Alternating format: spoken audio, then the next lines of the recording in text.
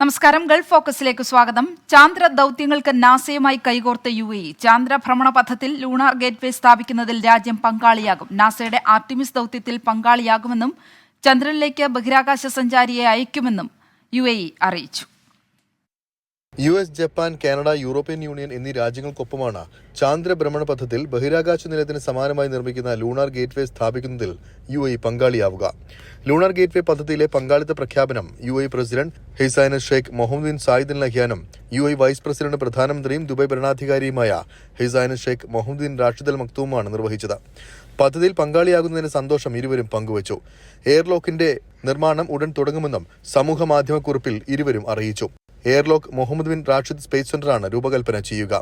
പുതിയ കരാറിന്റെ ഭാഗമായി ഭാവി ചാന്ദ്ര ദൌത്യങ്ങളിൽ UAE ബഹിരാകാശ സഞ്ചാരികളെയും ഉൾപ്പെടുത്തും.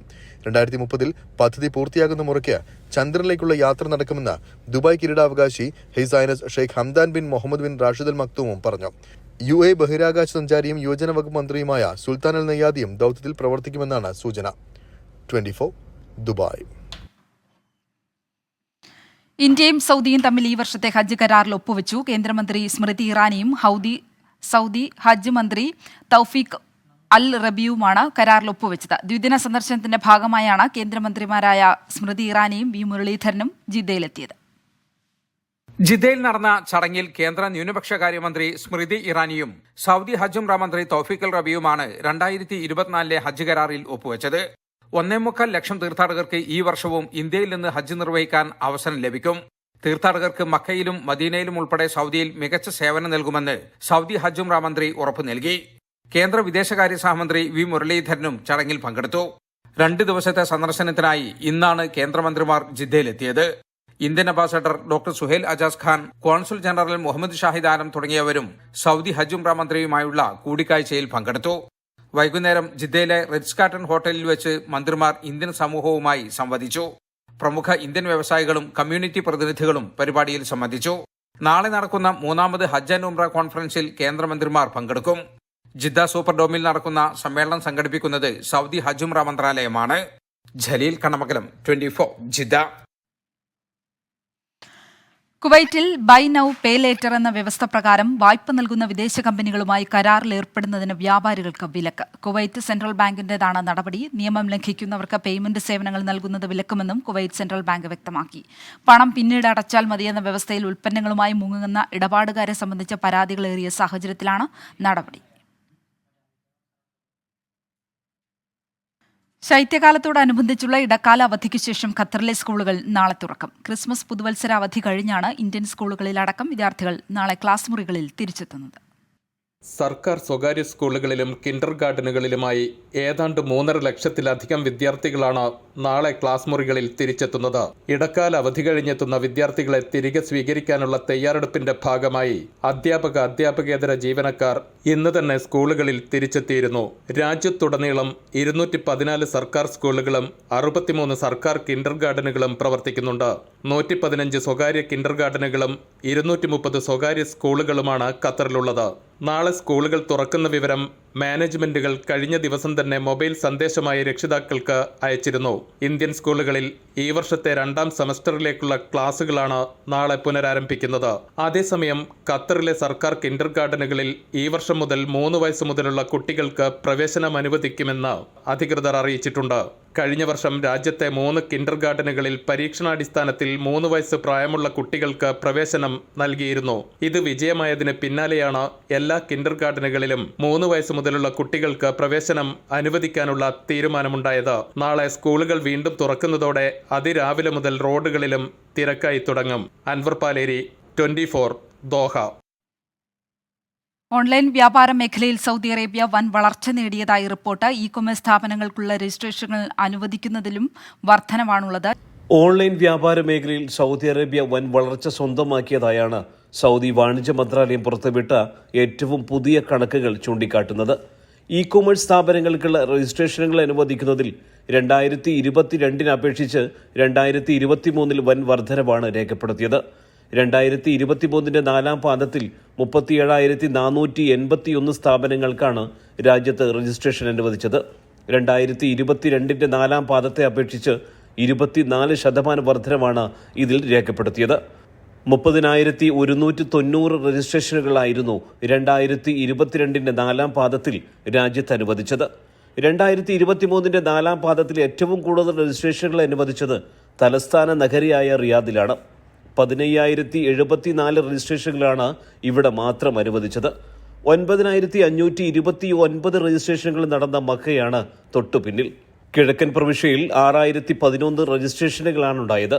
1,831 രജിസ്ട്രേഷനുകളുമായി മദീനയും 1,259 രജിസ്ട്രേഷനുകളുള്ള കസീമുമാണ് പട്ടികയിൽ പിന്നിലുള്ളത്.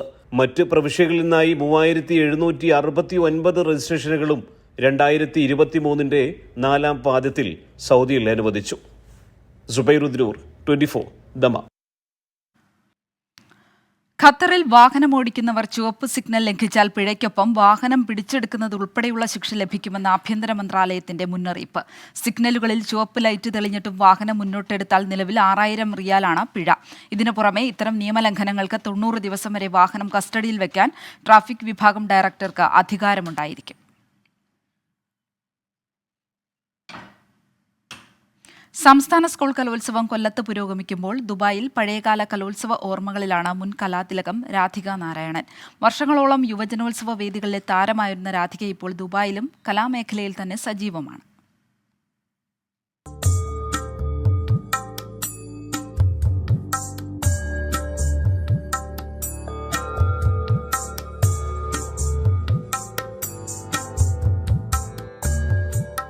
ഓരോ കലോത്സവകാലം എത്തുമ്പോഴും കോഴിക്കോട് സ്വദേശി രാധിക നാരായണന്റെ മനസ്സ് വർഷങ്ങൾക്ക് പുറകിലെത്തും. ഒരിക്കൽ താൻ ഉൾപ്പെടെ വേദിയിലെത്തിയിരുന്ന ആ മനോഹര കാലത്തിന്റെ ഓർമ്മകളിൽ മുഴുകും.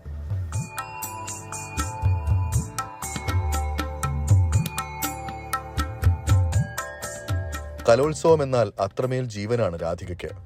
പഠനകാലത്ത് 5 വർഷം തുടർച്ചയായി ജില്ലാ കലാതിലകവും 2 വർഷം സംസ്ഥാന കലോത്സവത്തിൽ ഹയർ സെക്കൻഡറി കലാതിലകവുമായിരുന്ന രാധിക അന്ന് കലോത്സവ വേദികളിലെ നിറ സാന്നിധ്യമായിരുന്നു. LKGയിൽ പഠിക്കുമ്പോൾ തുടങ്ങിയതാണ് രാധികയ്ക്ക് വേദികളോടും കലയോടുമുള്ള ഇഷ്ടം. കഥകളി, മോഹിനിയാട്ടം, ഓട്ടംതുള്ളൽ, കഥാപ്രസംഗം, മോണോ ആക്ട് തുടങ്ങി പങ്കെടുക്കുന്ന ഓരോ ഇനങ്ങൾക്കും വിജയികളായവരുടെ പേരുകളിൽ ആദ്യം രാധികയുടെ പേരുണ്ടാകും. ഓരോ കലോത്സവങ്ങൾക്കുമായി കേരളത്തിലെ വിവിധ ജില്ലകളിൽ എത്രയോ തവണ പോയതിന്റെ അനുഭവങ്ങൾ ഇന്നും ഓർമ്മകളിൽ നിറഞ്ഞു നിൽക്കുകയാണ് രാധികയ്ക്ക്. ഞാൻ 5 വർഷം സംസ്ഥാന സ്കൂൾ യുവജനോത്സവത്തിൽ പങ്കെടുത്ത ഒരു വ്യക്തിയാണ്. അതിൽ 2 വർഷം കലാതിലകമായിരുന്നു ഹയർ സെക്കൻഡറിയിൽ പഠിക്കുന്ന സമയത്ത്. 5 വർഷം കോഴിക്കോട് ജില്ലാ കലാതിലകമായിരുന്നു കണ്ടിന്യൂസ് ആയിട്ട്. ശരിക്കും തിരിച്ച് നമ്മൾ ആ കാലഘട്ടത്തിലേക്ക് പോകുന്ന ഒരു എഫക്റ്റാണ് നമുക്ക്. മനസ്സും നമ്മളെല്ലാവരും വീണ്ടും ചെറുതായിട്ട് ആ മത്സരവും ആ ദിവസത്തെ തിരക്കും ആ ദിവസം നമ്മൾ അനുഭവിക്കുന്ന ടെൻഷനും എല്ലാം ഉണ്ടായിരുന്നെങ്കിലും ഇന്നും എൻ്റെ മനസ്സിൽ ഏറ്റവും നല്ല ഓർമ്മകളിൽ ഒന്നാണ് കലോത്സവ ദിവസങ്ങൾ. UAE തിരക്കുള്ള നൃത്താധ്യാപികയാണ് ഇന്ന് രാധിക. പ്രവാസ ജീവിത തിരക്കുകളിലും കലയെ മുറുകെ പിടിക്കുകയാണ് ഇന്നും ഈ കലാകാരി. നേരിട്ട് കലോത്സവ വേദികളിൽ എത്താനായില്ല എങ്കിലും ഇപ്പോഴും മനസ്സ് മുഴുവൻ അവിടെയാണെന്ന് പറഞ്ഞു വെക്കുന്നു രാധിക. ഞാൻ കലയാണ് ഇപ്പോഴും എൻ്റെ ജീവിതത്തിൽ ഞാൻ മുന്നോട്ട് കൊണ്ടുപോയിരിക്കുന്നത്. ഞാനിപ്പം സോഹം എന്നുള്ളൊരു ഡാൻസ് ആൻഡ് യോഗ ഇൻസ്റ്റിറ്റ്യൂട്ട് ദുബായിൽ നടത്തുന്നുണ്ട്. യൂത്ത് ഫെസ്റ്റിവൽ നടക്കുമ്പം എല്ലാ പ്രാവശ്യവും നാട്ടിൽ എങ്ങനെയെങ്കിലും എത്തിപ്പെടാൻ ശ്രമിക്കാറുണ്ട്. കഴിഞ്ഞ വർഷം കോഴിക്കോട് ജില്ലയിൽ വെച്ച് നടന്ന സമയത്ത് ഞാൻ നാട്ടിലുണ്ടായിരുന്നു. എല്ലാ പ്രോഗ്രാംസും കാണാൻ പോകാറുണ്ടായിരുന്നു. ഈ വർഷം പോവാൻ ഇവിടുത്തെ പ്രവാസി ആയതുകൊണ്ട് അതിൻ്റെ ചില തിരക്കുകൾ ഉള്ളതുകൊണ്ട് മാത്രം പോകാൻ പറ്റിയില്ല. പക്ഷേ ഇത് നടക്കുന്ന ഇന്നലെ ദിവസം മുതൽ മോഹിനിയാട്ടമാണെങ്കിലും ഇന്നത്തെ പ്രോഗ്രാംസ് ആണെങ്കിലും എല്ലാം ഇരുന്ന് TV-യിലിരുന്ന് എല്ലാ ന്യൂസും അപ്ഡേറ്റ് ചെയ്യാനും എല്ലാം കാണാൻ ഞാൻ ശ്രമിക്കുന്നുണ്ട്. ദുബായിൽ നിന്നും ശരത് ചെറുകുന്നിനൊപ്പം അരുൺ പാറാട്ട്, 24. ദുബായ് മാരത്തണിന്റെ പുതിയ പതിപ്പിന് വാശിയേറിയ സമാപനം. 25 വയസ്സുള്ള എത്തോപ്യൻ സ്വദേശിയായ ടിജിറ്റ് കറ്റേമ വിജയിച്ചു. പുരുഷ വിഭാഗത്തിൽ അഡിസു ഗൊബേനയും വിജയിച്ചു. ആയിരക്കണക്കിന് ആളുകൾ മാരത്തണിന്റെ ഭാഗമായി. രാജ്യത്തിനകത്തും പുറത്തുമുള്ള കായിക പ്രേമികൾ കാത്തിരുന്ന പരിപാടിക്കാണ് ദുബായിൽ സമാപനമായത്. ദുബായ് സ്പോർട്സ് കൗൺസിലിന്റെ അംഗീകാരത്തോടെ നടക്കുന്ന മാരത്തോണിന്റെ 23ാമത് പതിപ്പാണ് ഇത്തവണ സംഭവിച്ചത്. വിവിധ രാജ്യങ്ങളിൽ നിന്നുള്ള ആയിരക്കണക്കിന് ആളുകളാണ് മാരത്തോണിൽ പങ്കെടുത്തത്. വാശിയേറിയ മത്സരത്തിൽ 25 വയസ്സുള്ള എത്യോപ്യൻ സ്വദേശിയായ ടിജിറ്റ് കറ്റേമ വിജയിയായി. 2 മണിക്കൂർ 16 മിനിറ്റ് 7 സെക്കൻഡ് എന്ന റെക്കോർഡ് സമയത്തിനുള്ളിലാണ് ടിജിറ്റ് ഫിനിഷ് ചെയ്തത്. എത്യോപ്യക്കാരായ റൂട്ടി ആകെയും നിലവിലെ ചാമ്പ്യൻ ദേര ദിദയും യഥാക്രമം 2 മണിക്കൂർ 18 മിനിറ്റ് 9 സെക്കൻഡ്, 2 മണിക്കൂർ 19 മിനിറ്റ് 29 സെക്കൻഡ് എന്നീ സമയങ്ങളിൽ ഫിനിഷ് ചെയ്ത് 2-3 സ്ഥാനങ്ങൾ നേടി.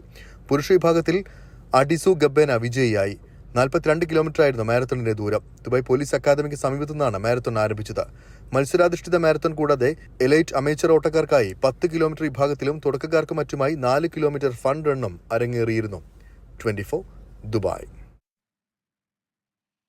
ഖത്തറിൽ പുതിയ ബിസിനസ് സംരംഭങ്ങൾ തുടങ്ങാൻ ലക്ഷ്യമിടുന്നവർക്കായി സ്മാർട്ട് ഇൻവെസ്റ്റേഴ്സ് ഫോറം നിലവിൽ വന്നു. സാം ബഷീർ, അബ്ദുൾ റൌഫ് കൊണ്ടോട്ടി, അൻവർ പാലേരി, സുബൈർ മുല്ലോളി, ഇസ്മായി കൊച്ചന്നൂർ എന്നിവരുടെ സാന്നിധ്യത്തിൽ ലോഗോ പ്രകാശനം ദോഹയിൽ നടന്നു. ചെറിയ വരുമാനക്കാരായ പ്രവാസികളുടെ കൂട്ടായ്മയിലൂടെ സംരംഭങ്ങൾ തുടങ്ങാൻ ലക്ഷ്യമിട്ടാണ് സ്മാർട്ട് ഇൻവെസ്റ്റേഴ്സ് ഫോറം പ്രവർത്തിക്കുക.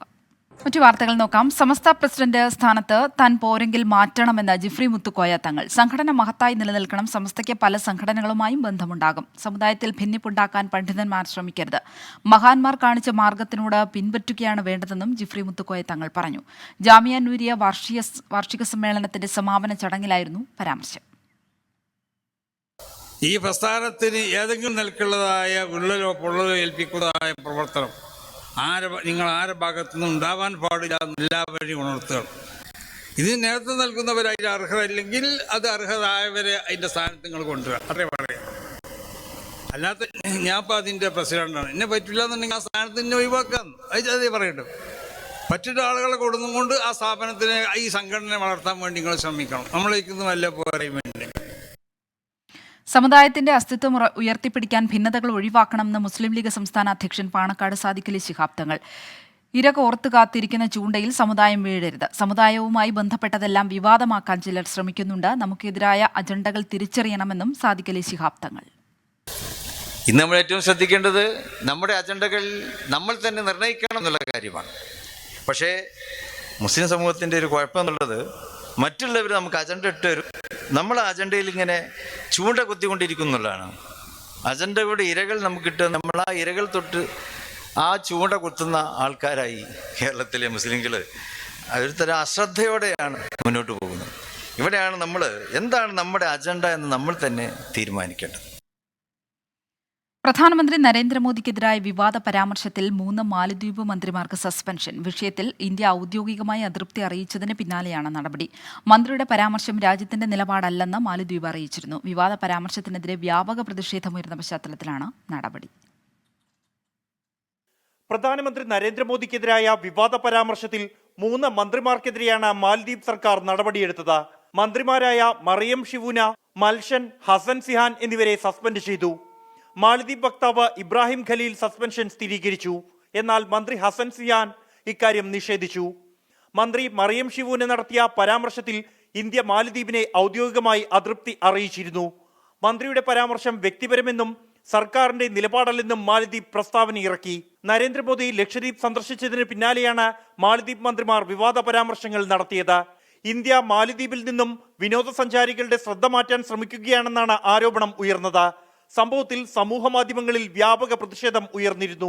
മാലദ്വീപിലേക്കുള്ള 8000 ഹോട്ടൽ ബുക്കിംഗുകളും 2500 വിമാന ടിക്കറ്റുകളും ഇന്ത്യക്കാർ റദ്ദാക്കിയതായാണ് റിപ്പോർട്ട്. പിന്നാലെയാണ് പ്രശ്നപരിഹാര മാർഗങ്ങളുമായി മാലദ്വീപ് സർക്കാർ രംഗത്ത് വന്നത്. 24 ഡൽഹി. പന്തല്ലൂരിലെ പുലിപിടിയിൽ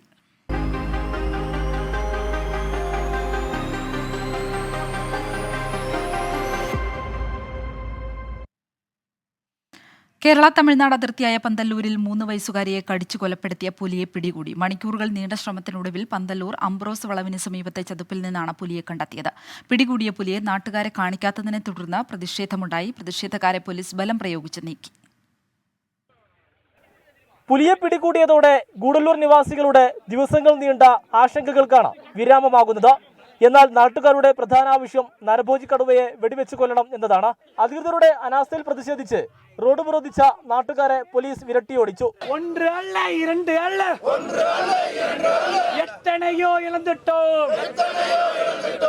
വനംവകുപ്പ്, RRT, കുങ്കിയാന, വൈദ്യുതി ഡോക്ടർ തുടങ്ങിയ 100 അംഗ സംഘം നടത്തിയ തിരച്ചിലിലാണ് പുലിയെ മയക്കുവെടി വെച്ച് പിടികൂടിയത്. തുടർന്ന് മുതുമല വന്യജീവി സങ്കേതത്തിൽ തുറന്നുവിടാനായി വനംവകുപ്പിന്റെ വാഹനത്തിൽ കൊണ്ടുപോയി. എന്നാൽ പിടികൂടിയ പുലിയെ കാണിക്കാത്തതിനാൽ പിടികൂടിയെന്നതിൽ വിശ്വാസമില്ലെന്നാണ് നാട്ടുകാർ പറയുന്നത്. ഒന്നൊന്നല്ല, ഒരുപാട് പുലികൾ ഇവിടെ ഉള്ളതാണ്. പിടിച്ചെന്നാണ് പറയുന്നത്. ഒരു പുലിയിലും പിടിച്ചിട്ട് ഇവിടെ ആരെയും കാണിച്ചിട്ടൊന്നുമില്ല. പോരാട്ടന്റെ വ്യക്തമായ ഒരു തീരുമാനവും കിട്ടിയിട്ടില്ല ഞങ്ങൾക്ക്. ഞങ്ങളെ ദുരിതാവസ്ഥ അങ്ങനെ തന്നെയായി കഴിയത്തീരും. നീലഗിരി കളക്ടർ അരുണ സമരക്കാരുമായി ചർച്ച നടത്തി കൊല്ലപ്പെട്ടവരുടെ കുടുംബങ്ങൾക്ക് 10 ലക്ഷം രൂപയുടെ ചെക്ക് കൈമാറി. എന്നാൽ സ്വീകരിക്കാൻ ഇവർ തയ്യാറായില്ല. കൊല്ലപ്പെട്ട 3 വയസ്സുകാരി നാൻസിയുടെ മൃതദേഹം നാളെയായിരിക്കും പോസ്റ്റ്മോർട്ടം നടത്തുക. മണിക്കൂറുകൾ നീണ്ട സമരത്തിനും വനംവകുപ്പിന്റെ പ്രയത്നത്തിനുമൊടുവിൽ പുലി എന്ന ആശങ്ക ഇവിടെ നിന്നും മായുകയാണ്. പക്ഷേ പുലിയെ പിടികൂടി എന്നുള്ളത് നാട്ടുകാർക്ക് വിശ്വസിക്കാനായിട്ടില്ല ഇപ്പോഴും. കാരണം പലപ്പോഴായി വനംവകുപ്പ് നൽകിയ വാഗ്ദാനങ്ങൾ പാലിക്കപ്പെടാത്തതാണ് ഇതിനൊക്കെ തന്നെ കാരണം. ഏതായാലും ആശങ്ക ഇവിടെ നിന്നും നീങ്ങട്ടെ. ക്യാമറമാൻ മുനീഫ് തിരൂരിനൊപ്പം സമീർ ബിൽഗാനിയും 24 ഗൂഡല്ലൂർ. വണ്ടിപ്പെരിയാർ പീഡനക്കേസിലെ പെൺകുട്ടിയുടെ പിതാവിനെ കുത്തിയത് കൊലപ്പെടുത്തണമെന്ന ഉദ്ദേശത്തോടെയെന്ന എഫ്ഐആർ. പ്രതി പാൽരാജിനെ റിമാൻഡ് ചെയ്തു. പോലീസിന് സുരക്ഷാ വീഴ്ച സംഭവിച്ചിട്ടില്ലെന്ന് പീരുമേട് MLA വാഴൂർ സോമൻ 24-നോട് പറഞ്ഞു. പെൺകുട്ടിയുടെ കുടുംബത്തിന് നീതി ഉറപ്പാക്കണമെന്നാവശ്യപ്പെട്ട് കോൺഗ്രസ് നടത്തിയ സ്ത്രീജ്വാലയിൽ പങ്കെടുത്തത് ആയിരങ്ങൾ.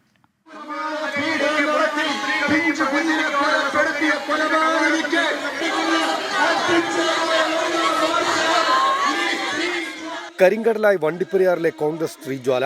കുറ്റാരോപിതൻ രക്ഷപ്പെട്ടതിന് പിന്നിൽ CPIM ബന്ധം മാത്രമാണ് മാനദണ്ഡമെന്ന് AICC സംഘടനാ ജനറൽ സെക്രട്ടറി KC വേണുഗോപാൽ ആരോപിച്ചു. എല്ലാ നിയമങ്ങളെയും കാറ്റിൽ പറത്തിക്കൊണ്ടുള്ള അസാധാരണമായ നടപടിയായിരുന്നു പോലീസിന്റെ ഭാഗത്തുണ്ടായത്.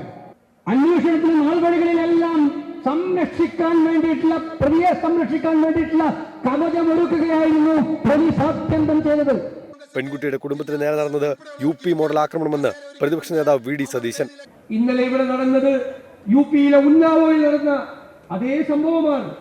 പീഡിപ്പിക്കപ്പെട്ട പെൺകുട്ടിയുടെ കുടുംബാംഗങ്ങളെ കൊല്ലാൻ പാഞ്ഞെടുത്ത UPയിലെ അതേ സംഭവമാണ് ഇവിടെ ഉണ്ടായത്. പ്രതിപക്ഷം ഉന്നയിച്ച ആരോപണങ്ങൾ പീരുമേട് MLA വാഴൂർ സോമൻ തള്ളി. ഒരു ഹീനകൃത്യം നടത്തിയതിനു ശേഷവും വീണ്ടും ഈ രീതിയിൽ പ്രവർത്തിക്കുക എന്ന് പറയുന്നത് തികച്ചും ക്രിമിനൽ സ്വഭാവമാണ്. അതിനെതിരെ കർശനമായ നടപടികൾ സർക്കാർ കൈക്കൊള്ളും. പോലീസിന്റെ ഭാഗത്ത് എങ്ങനെയാ വീഴ്ചയെന്ന് പറയാൻ പറ്റില്ല. അനാവശ്യമായി പ്രകോപനമുണ്ടാക്കി പാൽരാജ് പെൺകുട്ടിയുടെ പിതാവിനെ ആക്രമിച്ചെന്നാണ് പോലീസ് കണ്ടെത്തൽ. വധശ്രമം ഉൾപ്പെടെ ചുമത്തിയ പ്രതിയെ പീരുമേട് കോടതി റിമാൻഡ് ചെയ്തു. അതേസമയം ആദ്യം ആക്രമിച്ചത് പെൺകുട്ടിയുടെ പിതാവാണെന്ന് പാൽരാജിന്റെ കുടുംബം ആരോപിച്ചു. 24 ഇടുക്കി. സംസ്ഥാനത്ത് വീണ്ടും കർഷക ആത്മഹത്യ. കണ്ണൂർ ആലേക്കോട് പാത്തൻപാറ സ്വദേശി ഇടപ്പാറയ്ക്കൽ ജോസ് ആണ് ആത്മഹത്യ ചെയ്തത്. പാട്ടത്തിനടുത്ത സ്ഥലത്തെ വാഴകൃഷി നശിച്ചതിനെ തുടർന്നുണ്ടായ സാമ്പത്തിക ബാധ്യത ജോസിനെ മനോവിഷമത്തിലാക്കിയിരുന്നതായി ബന്ധുക്കൾ പറഞ്ഞു. ഇന്ന് രാവിലെയാണ് വീടിനടുത്തുള്ള കൃഷിയിടത്തിൽ ജോസിനെ തൂങ്ങി മരിച്ച നിലയിൽ കണ്ടെത്തിയത്. നാട്ടിലെ സ്വാശ്രയ സംഘത്തിന്റെ യോഗത്തിലെത്തിയ ജോസ് വായ്പ ലഭിക്കാൻ സാധ്യതയുണ്ടോ എന്നാരാഞ്ഞിരുന്നു. എന്നാൽ മുൻഗണനയനുസരിച്ച് അർഹതയില്ലെന്ന മറുപടി ലഭിച്ചു. പിന്നീട് വീട്ടിലേക്ക് മടങ്ങിയ ജോസിനെ കാണാതായതോടെ നാട്ടുകാരും ബന്ധുക്കളും നടത്തിയ തിരച്ചിലിലാണ് സമീപത്തെ പറമ്പിൽ തൂങ്ങി മരിച്ച നിലയിൽ കണ്ടെത്തിയത്. തുച്ഛമായ സ്ഥലം മാത്രം സ്വന്തമായുള്ള ജോസ് ഏറെക്കാലമായി ഭൂമി പാട്ടത്തിനെടുത്ത് കൃഷി ചെയ്തു വരികയായിരുന്നു. വാഴക്കൃഷിയായിരുന്നു പ്രധാന ആശ്രയം. പാട്ടകൃഷിയിൽ തുടർച്ചയായുണ്ടായ നഷ്ടം ജോസിനെ സാമ്പത്തികമായി തളർത്തി. നാട്ടിലെ സ്വകാര്യ വ്യക്തികളിൽ നിന്നും സ്വാശ്രയ സംഘങ്ങളിൽ നിന്നും സ്വീകരിച്ച വായ്പ മടക്കി നൽകാൻ കഴിയാതെ വന്നു. അദ്ദേഹം ഉൽപ്പാദിപ്പിച്ച വാഴ അടക്കമുള്ള കാർഷിക ഉൽപ്പന്നങ്ങൾ പൂർണ്ണമായും നശിച്ചു പോയപ്പോൾ അതിന് നയാ പൈസ പോലും നഷ്ടപരിഹാരം കിട്ടാത്തതിൻ്റെ വേദനയിലാണ് അദ്ദേഹം കടമായി സ്വകാര്യ വ്യക്തിയിൽ നിന്ന് വാങ്ങിയ ലക്ഷക്കണക്കിന് രൂപയും അതോടൊപ്പം ബാങ്കിൽ നിന്ന് വാങ്ങിയ വായ്പയും തിരിച്ചടയ്ക്കാൻ കഴിയാതെ ആ മനോവിഷമത്തിലാണ് അദ്ദേഹം ആത്മഹത്യ ചെയ്തിരിക്കുന്നത്. പരിയാരത്തെ കണ്ണൂർ ഗവൺമെന്റ് മെഡിക്കൽ കോളേജിൽ പോസ്റ്റ്മോർട്ടത്തിന് ശേഷമാകും സംസ്കാരം. കഴിഞ്ഞ 2 മാസത്തിനിടെ കണ്ണൂർ ജില്ലയിലെ 3ാമത്തെ കർഷകാത്മഹത്യയാണ് ജോസിന്റേത്. 24 കണ്ണൂർ. പുതുവത്സര ദിനത്തിൽ ഡൽഹിയെ നടുക്കി വീണ്ടും കൂട്ടബലാത്സംഗം. ഡൽഹി സദർ ബസാറിൽ 12 വയസ്സുകാരിയെയാണ് കൂട്ടബലാത്സംഗം ചെയ്തത്. സദർ ബസാറിൽ ചായക്കട നടത്തുന്ന പ്രായപൂർത്തിയാകാത്ത 3 കുട്ടികളടക്കം 5 പേരെ പോലീസ് അറസ്റ്റ് ചെയ്തു. ആക്രി പേർക്കാനെന്ന് തെറ്റിദ്ധരിപ്പിച്ചെത്തിച്ച പെൺകുട്ടിയെയാണ് കൂട്ടബലാത്സംഗം നടത്തിയത്. പെൺകുട്ടിയെ പ്രതികളുടെ അടുത്തെത്തിച്ച ശുചീകരണ തൊഴിലാളിയായ സ്ത്രീയും അറസ്റ്റിലായവരിൽ ഉൾപ്പെടുന്നു. ബലാത്സംഗത്തിന് ശേഷം കുട്ടിയെ പ്രതികൾ ഭീഷണിപ്പെടുത്തി. സംഭവം വെള്ളിയാഴ്ച പെൺകുട്ടി ബന്ധുക്കളെ അറിയിച്ചതിന് പിന്നാലെ പോലീസ് കേസെടുത്തു. ബലാത്സംഗം ആസൂത്രിതമെന്ന് പോലീസ് പറഞ്ഞു. ലോക്സഭാ തെരഞ്ഞെടുപ്പിനുള്ള സീറ്റ് വിഭജനത്തിൽ അന്തിമ ധാരണയാകാതെ കോൺഗ്രസ് RJD ചർച്ച. ബീഹാറിൽ 10 സീറ്റ് വേണമെന്ന് PCC ആവശ്യപ്പെട്ടെങ്കിലും RJD നിഷേധിച്ചു. അതിനിടെ ബീഹാർ മുഖ്യമന്ത്രി നിതീഷ് കുമാറിനെ പ്രധാനമന്ത്രി സ്ഥാനാർത്ഥിയാക്കണമെന്നാവശ്യപ്പെട്ട് സമാജ്വാദി പാർട്ടി രംഗത്തെത്തി. ലോക്സഭാ തെരഞ്ഞെടുപ്പിനുള്ള ചർച്ചകളിലേക്ക് കടന്ന ഇന്ത്യ സഖ്യത്തിലെ ആദ്യ യോഗം ധാരണയാകാതെയാണ് പിരിഞ്ഞത്. കോൺഗ്രസ് രൂപീകരിച്ച ദേശീയ സഖ്യ സമിതി ബീഹാറിലെ RJDയുമായി യോഗം ചേർന്നു. യോഗത്തിൽ 10 സീറ്റുകൾ PCC ആവശ്യപ്പെട്ടെങ്കിലും RJD വഴങ്ങിയില്ല. എന്നാൽ 8 സീറ്റെങ്കിലും നൽകണമെന്ന PCC ആവശ്യത്തെ RJD അംഗീകരിച്ചില്ല. കോൺഗ്രസിന് 5 സീറ്റ് എന്ന നിലപാടിൽ RJD ഉറച്ചുനിന്നു. BJP മുഖ്യ ശത്രുവല്ലാത്തിടങ്ങളിൽ സീറ്റിനായി കടുംപിടുത്തം പിടിക്കേണ്ടതില്ല എന്നാണ് ഹൈക്കമാൻഡ് നിലപാട്. RJDയുമായി ചർച്ചകൾ തുടരുമെന്ന് ദേശീയ സഖ്യ സമിതി അംഗം സൽമാൻ ഖുർഷിദ് യോഗത്തിന് ശേഷം പറഞ്ഞു. एक ब्रॉड जो हमारी समझ है वहाँ की सीटों के बारे में वो उनके समक्ष रख रहे हैं और उनसे उनकी तरफ से क्या इम्प्रेशन है वो पूछ रहे हैं ताकि हम इसको थोड़ा सा और फोकस कर सकें अगली बैठक में. ആം ആദ്മി സമാജ്വാദി പാർട്ടികളുമായി നാളെയും മറ്റന്നാളും ചർച്ചകൾ നടത്തും. അതിനിടെ കോൺഗ്രസിനെയും മറ്റ് സഖ്യകക്ഷികളെയും അമ്പരിപ്പിച്ചുകൊണ്ട് ബീഹാർ മുഖ്യമന്ത്രി നിതീഷ് കുമാറിനെ സഖ്യത്തിന്റെ പ്രധാനമന്ത്രി മുഖമാക്കണമെന്നാവശ്യപ്പെട്ട് സമാജ്വാദി പാർട്ടി രംഗത്ത് വന്നു.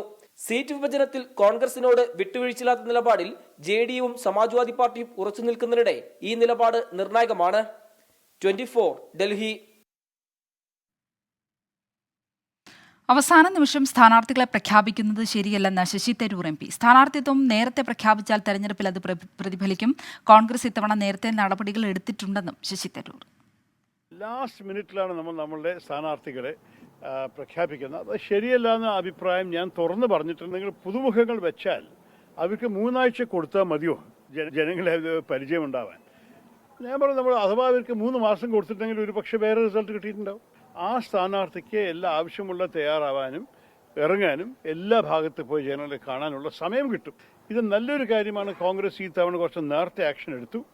വയനാട് കൽപ്പറ്റയിൽ KSRTC ബസ് നിയന്ത്രണം വിട്ട് താഴ്ചയിലേക്ക് മറിഞ്ഞ അപകടം, 12 പേർക്ക് പരുക്ക്. ബത്തേരിയിൽ നിന്ന് കോഴിക്കോട്ടേക്ക് പോവുകയായിരുന്ന ബസ്സാണ് അപകടത്തിൽപ്പെട്ടത്. അപകടത്തിന്റെ CCTV ദൃശ്യങ്ങൾ പുറത്ത്.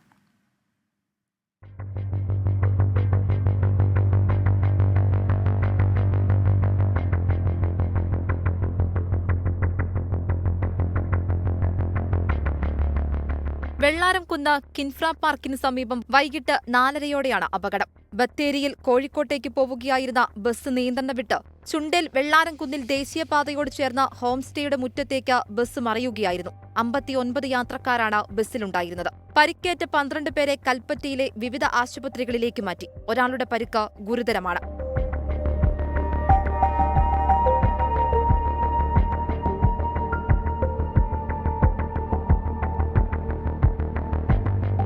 ഇവിടെ സ്ഥിരമായിട്ട് അപകടം ഉണ്ടാകുന്ന സ്ഥലമാണ്. ഇതിനു മുമ്പും ഈ ഭാഗത്ത് ഒരു ബസ് പോയതാണ്. ഒന്നാമത് ചെറിയ ചാറ്റൽ മഴ ഉണ്ടല്ലോ, പിന്നെ വണ്ടി അത്ര ഫിറ്റ്നസ് എല്ലാം തോന്നുന്നുണ്ട്. പോലീസും ഫയർഫോഴ്സും നാട്ടുകാരും ചേർന്നാണ് രക്ഷാപ്രവർത്തനം നടത്തിയത്. അപകടത്തെ തുടർന്ന് ദേശീയപാതയിൽ അല്പനേരം ഗതാഗതം തടസ്സപ്പെട്ടു. 24 വയനാട്. 4 വിദ്യാർത്ഥികളുടെ മരണത്തിന് കാരണമായ കുസാറ്റ് ദുരന്തത്തിൽ മുൻ പ്രിൻസിപ്പൽ അടക്കം 3 അധ്യാപകരെ പ്രതിയാക്കി പോലീസ് കേസെടുത്തു. മനഃപൂർവ്വമല്ലാത്ത നരഹത്യക്കാണ് കേസ്. മുൻ principal doctor Deepak Kumar Sahu, doctor Girish Kumaran Thampi, doctor Baiju എന്നിവരെ പ്രതിയാക്കിയാണ് കേസ്. അപകടമുണ്ടാക്കിയ ദിഷണ ഫെസ്റ്റിന്റെ കൺവീനറായിരുന്നു ഡോക്ടർ ഗിരീഷ് കുമാരൻ തമ്പിയും ഡോക്ടർ ബൈജുവും. കുറ്റകരമല്ലാത്ത നരഹത്യയ്ക്കുള്ള IPC 304A വകുപ്പ് പ്രകാരമാണ് 3 പേരെയും പ്രതിയേർത്തത്. ഹൈക്കോടതിയിൽ സമർപ്പിച്ച റിപ്പോർട്ടിലാണ് അധ്യാപകർക്കെതിരെ കേസെടുത്ത വിവരമുള്ളത്. നവംബർ 25 നടന്ന ദുരന്തത്തിൽ അസ്വാഭാവിക മരണത്തിനാണ് പോലീസ് ആദ്യം കേസെടുത്തിരുന്നത്. പരിപാടിക്ക് പോലീസ് സംരക്ഷണം വേണമെന്നാവശ്യപ്പെട്ട് കത്ത് ലഭിച്ചിട്ടും പോലീസിന് കൈമാറാതിരുന്ന രജിസ്ട്രാറെ അന്വേഷണത്തിന്റെ അടുത്ത ഘട്ടത്തിൽ പ്രതിയാക്കിയേക്കും. S. Shyamkumar, 24 Kochi. Gulf focus പൂർണ്ണമാകുന്നു. നമസ്കാരം.